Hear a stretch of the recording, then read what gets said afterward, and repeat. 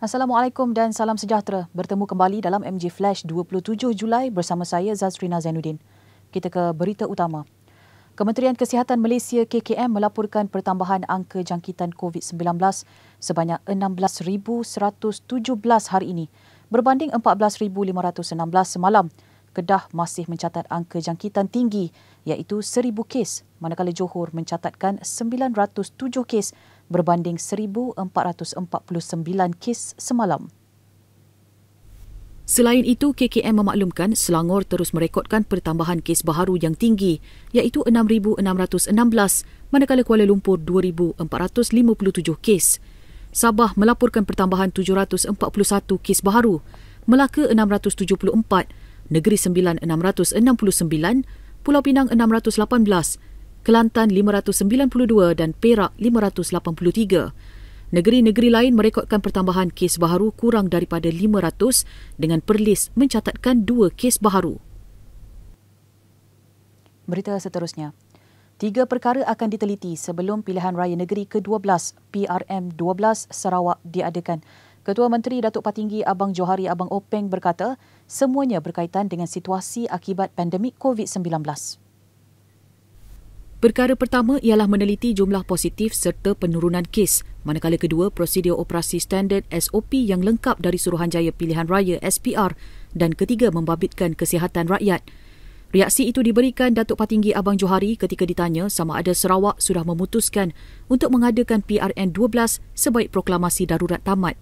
Menurutnya, jika tiada sebarang pengumuman dalam tempoh terdekat, Sarawak mempunyai masa 60 hari untuk mengadakan PRN12 selepas tarikh 1 Ogos nanti. DUN Sarawak sepatutnya dibubarkan pada 7 Jun lalu, namun ia tidak dapat dilaksanakan kerana tertakluk kepada Ordinan Darurat Kurungan Kuasa-Kuasa Perlu 2021. Berikutan itu, semua ahli Dewan Undangan Negeri ADUN Sarawak kekal sehingga DUN dibubarkan mengikut Perkara 18-1 Perlembagaan Negeri Sarawak.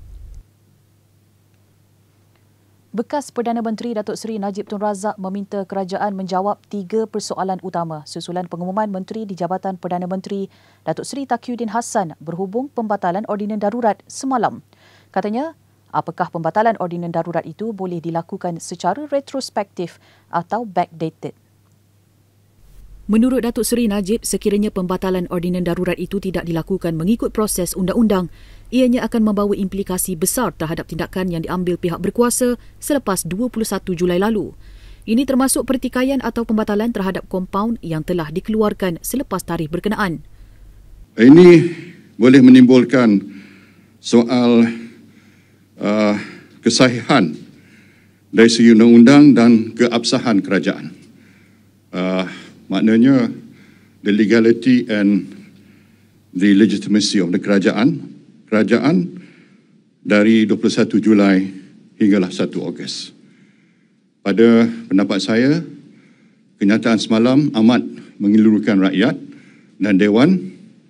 Penjelasan yang tepat, terperinci dan sejelas-jelasnya perlu dilakukan sebelum ianya menimbulkan begitu banyak persoalan di kalangan rakyat dan juga di kalangan ahli-ahli parlimen. Tambah Datuk Seri Najib lagi, mengikut proses undang-undang, pembatalan itu perlu dipersembahkan kepada Yang di-Pertuan Agong dan mendapat perkenan baginda. Ianya juga perlu dibentangkan di Dewan Rakyat dan Dewan Negara sebelum digazetkan. Ahli Parlimen Gua Musang Tengku Razali Hamzah memohon untuk dipindahkan kedudukan di Dewan Rakyat ke blok bebas.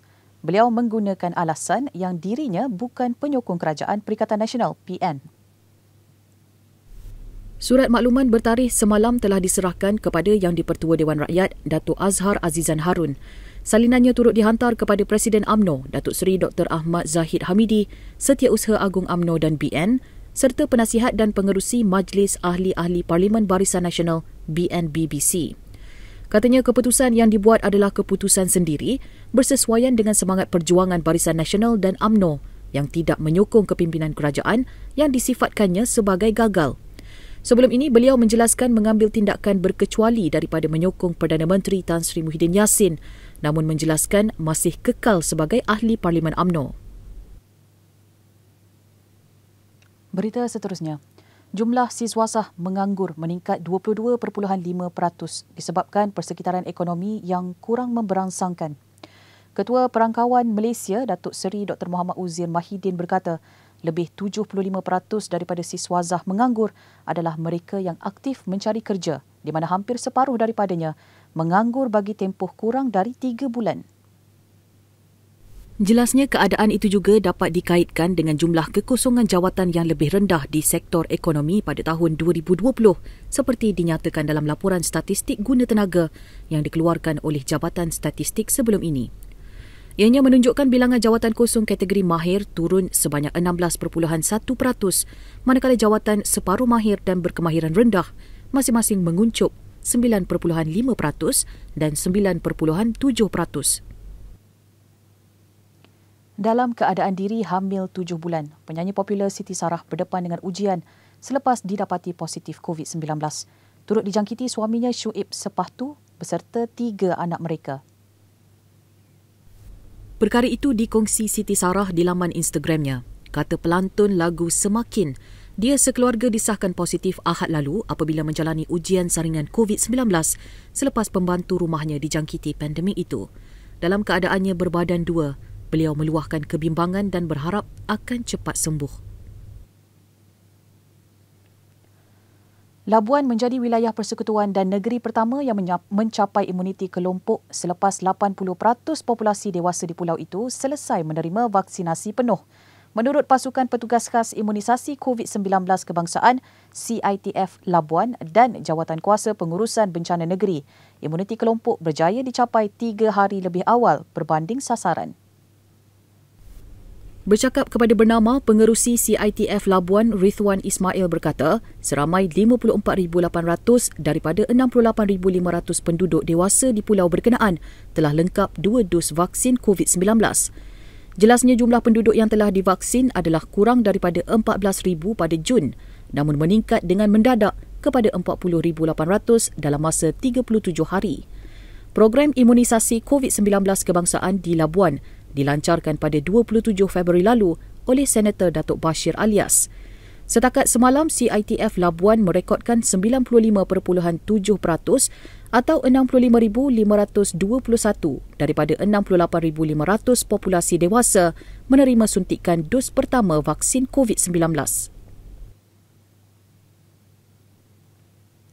Baiklah, dengan itu sekian dahulu MJ Flash buat masa ini.